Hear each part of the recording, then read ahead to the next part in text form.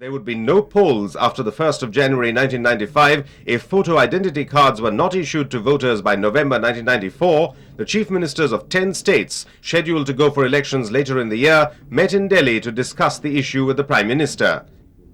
Last Monday's conference, which was also attended by Mr. Seshan, underlined the acceptance by all the chief ministers present to agree in principle to the idea of a photo identity card, though some of them contested the time-bound nature of the exercise and the sheer logistical impossibility of covering the entire population in their respective states within the next 16 weeks.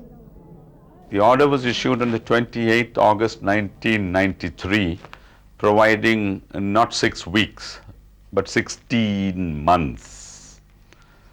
16 months, if you sleep for 14 months and then come and tell me I have only 6 weeks. I ask you, don't sleep so long or sleep so deep. Wake up in time. The ID card may be here to stay, but in some states where this exercise has been implemented, citizens have protested that the method of photographing was comparable to mugshots taken of common criminals. Certain members of the society, like burqa-clad women, also object to being photographed per se. And critics point out to the dry run in Gujarat polling centres where no more than 25% of the people had come forward to be photographed in spite of widespread publicity. But the Chief Election Commissioner is dismissive of these objections.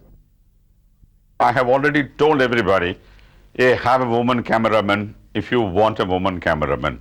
B, have a woman polling officer if the woman says I won't show my face to a man. So at both ends I have tied it up. So that excuse is off. And as for Gujarat saying only 20-25% turned up after extensive publicity, the claim of extensive publicity is undiluted garbage.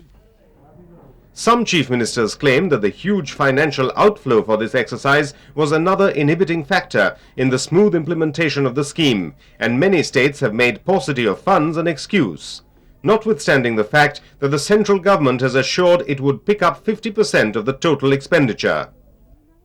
The concept of a photo identity card is seen by the Election Commission as an instrument against electoral malpractice and a deterrent against bogus voting and impersonation.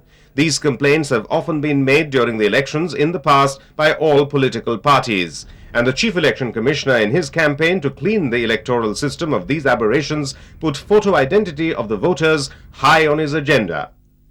The identity card for elections is vitally important to prevent impersonation. If you say that there are a 100-point index wrong with Indian elections, about 15 to 20% of it is impersonation. Large percentage of it. If there is still controversy surrounding the issue of the photo identity card, it now is linked solely to the deadline set by the Election Commission. Although there has been widespread support for the Election Commission's efforts to conduct a free and fair franchise, analysts contend that what gives urgency to the whole matter is that the failure to adhere to the photo ID card deadline by some of the states may create a major constitutional crisis, something which observers believe will harm the democratic process itself and must be avoided at all costs.